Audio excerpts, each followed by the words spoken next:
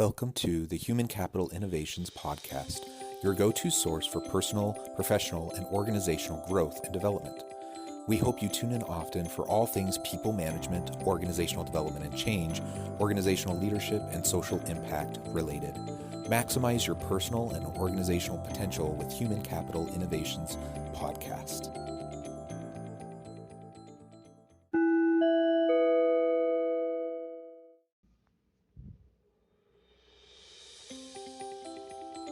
Welcome to the Human Capital Innovations Podcast.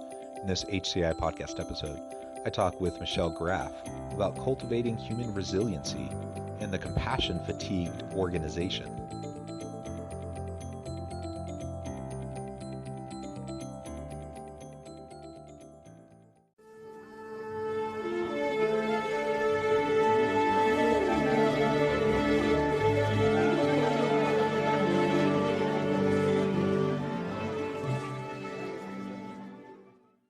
Michelle Graff, welcome to the Human Capital Innovations Podcast.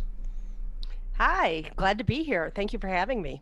Yeah, thank you for joining me. I'm super excited to have a nice conversation with you today. We're going to be focusing on cultivating resilience among our team and juxtaposing that with this idea of the compassion fatigued organization, which is the title of your recent book. I'm super excited to explore that with you. As we get started, I wanted to share Michelle's bio with everybody. Michelle Graff is the founder of Cultivating Human Resiliency and the author of Compassion Fatigued Organization. After more than 20 years in social service, she now focuses on helping the helping professional. As a resiliency cultivator, she provides training and consultation to both public and private human service agencies. Over the past 22 years, Michelle has developed and presented hundreds of trainings on everything from trauma and the brain to interpersonal and leadership skills. Her experience working with human service professionals and organizations has provided an insider's perspective on the impact of secondary trauma. Compassion fatigue has become her most requested topic. I'm super excited to explore that with you. Thanks for joining me. And before we really launch on into the conversation, anything else you would like to share with listeners by way of background or personal context? No, I think other than just to say, since I started out actually as a service provider, working in a social service organization, we had a lot of focus on understanding trauma and how it affects people for the purpose of better serving our clientele. And one of the things I noticed was that all of the things we were learning applied to ourselves as providers, and that we're not that different. All human beings, when we talk about being trauma informed, it's not about just understanding the traumatized. It's about understanding all of us and our brain's responses to different stressors or threats. And the information we learned is applicable to everybody. I also realized that it's all about connection and human interaction, and to provide those compassionate connections to people, which is really where healing begins. We need to ourselves be compassionate and understand how our experiences impact our interpersonal responses. So that's what sort of inspired me to change my focus to the helping provider. Yeah, I think that's great, and I appreciate that additional context about how you kind of switched your focus as you've gone throughout your career. So let's start by talking about the compassion fatigued organization. That's the title of your book. What was the inspiration behind that book, and tell us a little bit about what you mean by the compassion fatigued organization. Sure. Well, as in my job as a resiliency cultivator, I provide a lot of trainings on a variety of topics. And two helping organizations are my primary clients or customers. And I noticed that I was getting a lot of requests for compassion fatigue as a topic. And this was pre-pandemic. It just seemed to be something everybody was interested in. And it's not a new topic. The concepts of compassion fatigue have been around for a while. But as I started presenting the topics, I was also delving more into what does this really mean? How do we really combat it? And it's not just about the individual, it's also about the organization. Because when we talk about interpersonal relationships, that that applies to our organizations as well as individuals, and it's all about, I do a lot of work with understanding the brain, and the brain is just sort of a model of our interpersonal relationships, the way the brain functions, and that is also sort of a model for our organizations. So as I was delving deeper into the topic, recognizing that there was a great need out there, that sort of guided my decision to make that the topic of my book, just because I thought there was a need. And this was, I started writing pre-pandemic, and then of course this last year or year and a half has really emphasize the need for caregivers or people in the helping profession to really be able to look at how do we take care of them and how do they take care of themselves, not just take care of themselves, but how do we take care of each other. Yeah, yeah. And so this idea of compassion fatigue, um, as I think about this past year, we've really needed people to show more empathy, to show more compassion. We need leaders to listen to their people, to understand the challenges they're facing, and that does wear on you over time. Hmm. And leaders bear a heavy burden. And one thing that I've talked to many executives about in coaching and in various conversations this past year is how they're expected to carry that load for their people, but who's carrying that load for them? Right. Who's showing them that compassion? Who's listening to their struggles? They're having all the same issues that the rest of us are having, right? And it does wear on you over time as you're trying to, support. Say I have a family, I have kids at home, and they're doing online school, and you and your spouse are working remotely, and you have a remote team, and you're trying to help them, and they're all struggling. I mean, man, it's a heavy burden. It's a hard thing to deal with, and burnout is inevitable at some point if you Hmm. don't practice self care and make sure that you're taking care of your own needs. Absolutely. And I think it's also about understanding what's actually going on when we experience compassion fatigue. You are right in pointing out that it's not just the traditional helping professional. This is something that impacts a lot of us. And I think leaders are a unique group in that way because compassionate leaders, which we hope, we have compassionate leaders, they're going to be exposed to the all of the trauma, if they're empathetic, everything that their staff and their workforce is going through. And when we talk about compassion fatigue, it's that experience that feels like you're out of compassion. You're just you're depleted. And one of the things that I try to stress in the book is that compassion is a renewable resource. We're really not out of compassion. What's happening is our brain is recognizing that the compassionate work we do um, makes us vulnerable. And so it's shutting it down. It's a protective response to start numbing those feelings of compassion because our brain is detecting that as a threat. And so the answer to doing that or to combating it is actually not to be less compassionate, not to pull away as our instincts might tell us to do, but actually reset, set some boundaries, and keep compassion going in our lives. And so that's where my book, I try to offer some practical ways of doing that. And one of the ways, I always say, start with yourself in your own understanding and self awareness. So I use an analogy to describe compassion fatigue as the circuit breaker in our house. And Jonathan, I'm sure you've experienced, as your listeners have, times where you've accidentally tripped that breaker. And if you didn't understand the workings of a house and trying to make dinner and you have all these appliances going and all of a sudden the power shuts off, your first response might be to think that you're now depleted of power, that the power's run out somehow.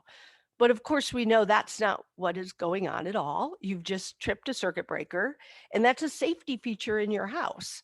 It means the wires are, overloaded somewhat, and the breaker trips so that you can be safe. And what you need to do is unplug a few things and go reset that breaker and get that power back going. And so that's a great analogy, I think, to help people understand what's going on with their stress response or their threat response in their brain when they're experiencing compassion fatigue. You're not out of compassion. In fact, compassion's the antidote. But you also need to reset. So we talk a lot about self-regulation and learning some ways to regulate, sort of restore that sense of safety, and then be able to continue to practice compassionate connections and compassionate inter interactions in the context of some skill sets that help us to do that safely. Yeah, and you mentioned boundaries, and I think that is really important, and particularly in social work, for example, so many social workers burn out um, because it wears at you, right? And so unless you're able to reset, unless you're able to compartmentalize and set up boundaries, it's inevitable at some point. And I think that's true for a compassionate leader, Mhm. a really concerned parent. Like we have to be able to set up those boundaries. So, what are some of the specific things you suggest to readers in your book or people you work with in organizations on how to set up those healthy boundaries? Well, boundaries in themselves it's a very complex, because we have boundaries in so many different things. We have information boundaries, emotional boundaries. It's not just the physical boundaries. So we always start by identifying or recognizing what those boundaries are and what we need. And our boundaries are very personal. What I need to feel safe and to function properly might be different than Jonathan, what you need in a relationship. And boundaries vary from relationship to relationship. So we talk about, I first have them identify the different relationship um, areas, not necessarily specific people, but you have different relationships for your coworkers, perhaps, or your family or your customers, and to identify those different relationship types. And then what do you need from that relationship in terms of what do you need to function effectively, but also safely? What are you willing to do? What are you not willing to do? What are you willing to share? What are you not willing to share? And kind of outline that. And then also recognizing that boundaries are two ways. It's not just about us not allowing our boundaries to be crossed. We need to be careful about crossing boundaries of other people because we can't just assume everybody has the same boundaries as I do or you do. So really just starting with that self-awareness and really being able to clearly identify. I always say healthy boundaries, it's not about loose or tight. Sometimes we associate loose boundaries with being bad boundaries or tight, and that's not the case at all. It doesn't matter where we are on that continuum as long as it keeps us safe. What matters is that we can affectionately function in relationships, that we can be safe, and that they are clearly identified. So that means really getting down to understanding what my boundaries are so I can communicate them clearly to other people. Most people in this world struggle with this. We're all on a continuum of hurt and healing. And sometimes if we're on the hurt end of that continuum, our boundaries might look messy. They're not clearly defined. And so when we bump up against someone like that, we're going to get a interpersonal response that's going to be a protective response. And then that might trigger us. And our responses then might be another protective response.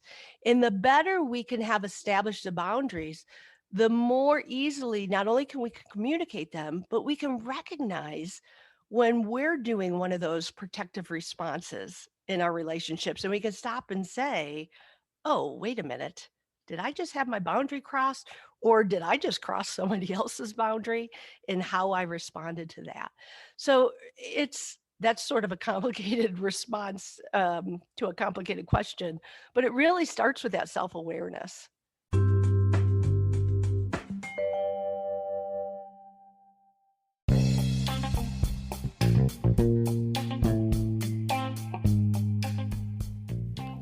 I'm excited to announce the publication of my new book from HCI Press, The Alchemy of Truly Remarkable Leadership: Ordinary, Everyday Actions That Produce Extraordinary Results.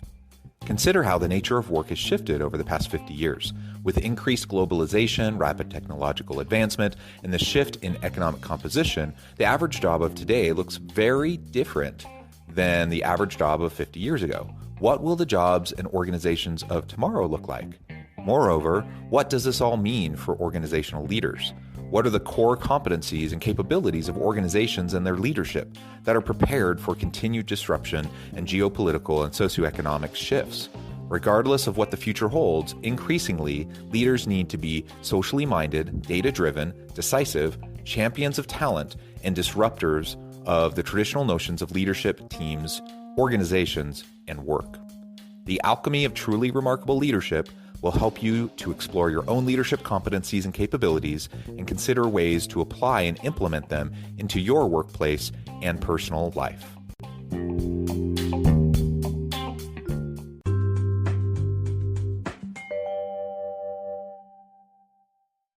Yeah, well, I love that response, and we don't need to pretend like something is more simple than it is. That just causes more problems. But I think that's really helpful, and we need to be thoughtful about our boundaries. We need to take the time to really consider them and consider the different types of relationships we have, and find, everyone's different in how their energy works and how they become depleted as they go throughout their day, right? And so what works for me and like what boundaries I need, probably are going to be a little bit different than you or, 10 other people that I meet walking down the street. And that's totally fine. So we just need to learn about ourselves. We need to learn about how our energy flow works, the challenges that we may face when we're going about our day. And then we can, over time, experiment, investigate, and try things out and see how it pans out for us. Yeah. Relationships are hard. Any interpersonal relationship, whether it be professional or personal, they're challenging. All of us, and you can get better at it, but there's no easy formula. We're human beings. We're going to be triggered at times. We're going to respond in a way that we recognize as, oh, that wasn't helpful at all. And the best we can do is repair and grow and learn from it and continue on with our relationships. But it's an ongoing skill set that we're all learning. And so it has to come with some humility and also the ability to forgive, or just recognize the humility in other people, or the humanity in Yeah, others. yeah, that's a great reminder. So let's talk now a little bit more about resilience. We're facing compassion fatigue. We all have our traumas, we all have our pain points and the challenges we face, as you mentioned. So what do we do about it? Like, how do we respond to it? And I love the word resilience because Hmm. I think there's so much embedded there about how we can approach, really our worldview, how we approach um, our interactions with others as we go about our day. So what are some of the things you share with clients as you're talking about how to foster more of a resilience mindset Hmm. to respond to those challenges we face? Well, I talk a lot about mindsets, but not just mindsets. That's sort of our cognitive response, but also understanding our emotions and being able to recognize them, and also our body responses, as well as our interpersonal relationship responses. Those four things are really important. And when I talk about resiliency, I talk about that area between fight and flight and freeze. because we can be triggered in two different responses: that response of mobilization, that response of freeze or immobilization. And in between that is healthy regulation. Now, that doesn't mean that when we're responding in mobilization, it's all fight and flight. You can be mobilized in a way that we respond that isn't necessarily triggering a protective response. For example, you know, the we don't want to be at rest all the time. A little bit of stress in our life is good. It motivates us to get things done, to accomplish things, and also even emotionally.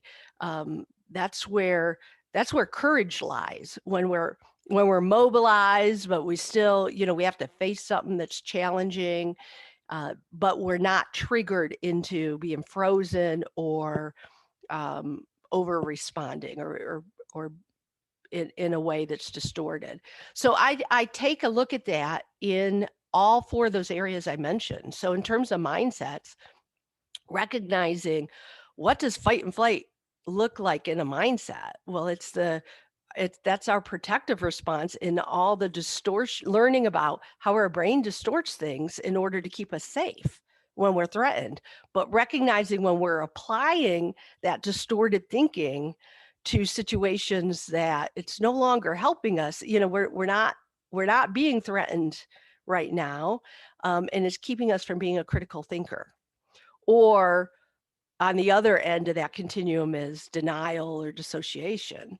When are we triggered into just sort of blocking it out and not thinking?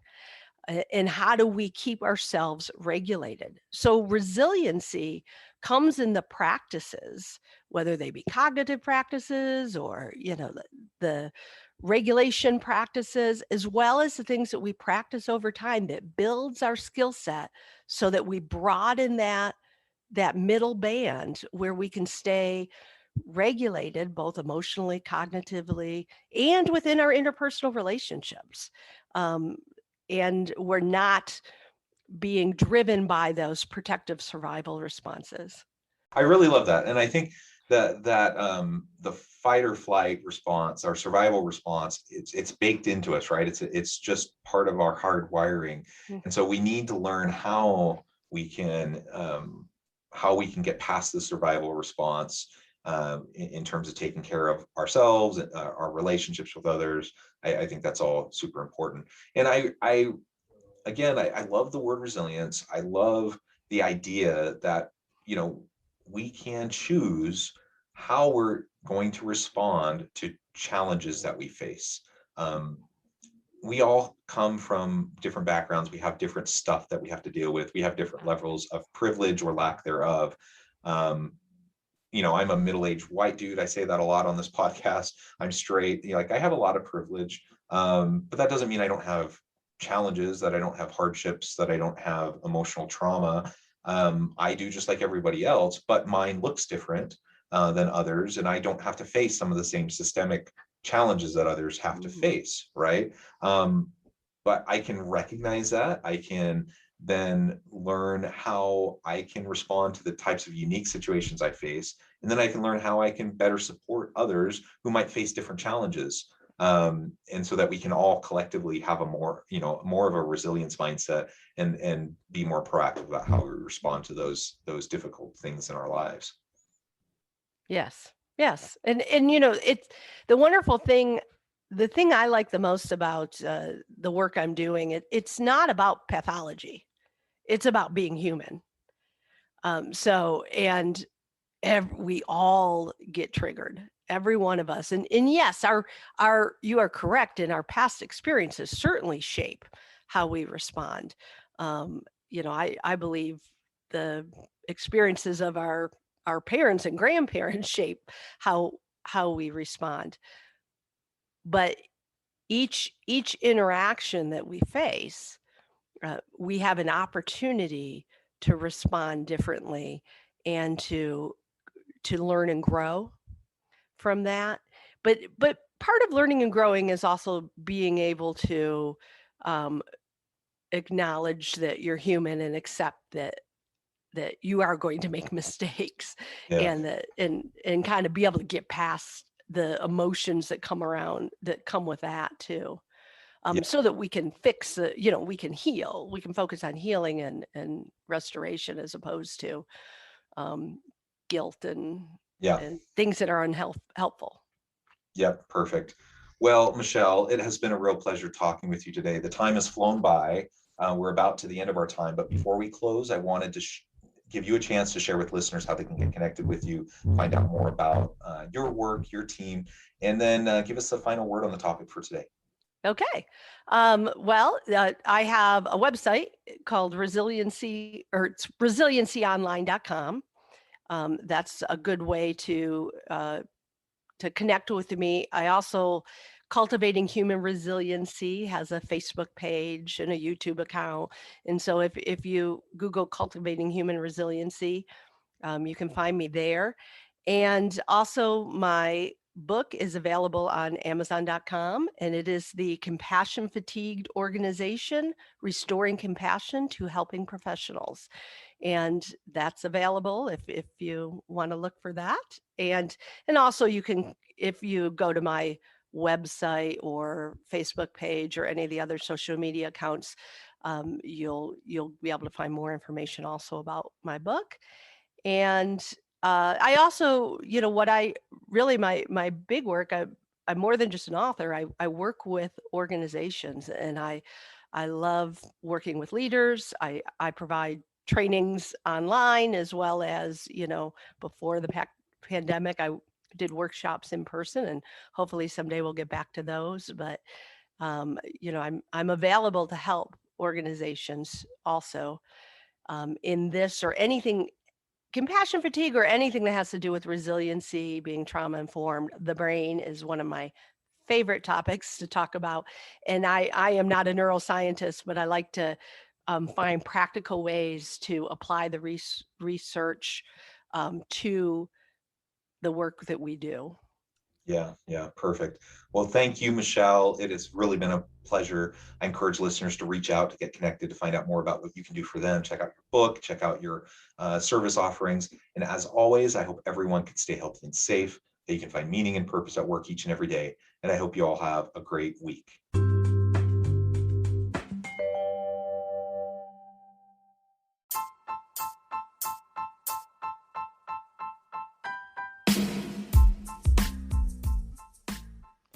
We are excited about the launch of HCI's new magazine, Human Capital Leadership.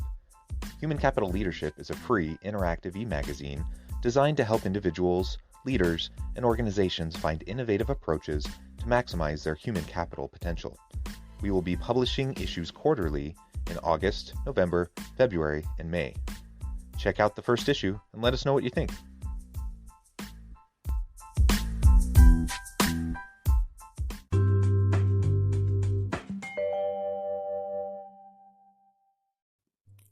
Thanks again for joining us for this episode of the Human Capital Innovations Podcast. I hope you stay healthy and safe, and that you have a great week.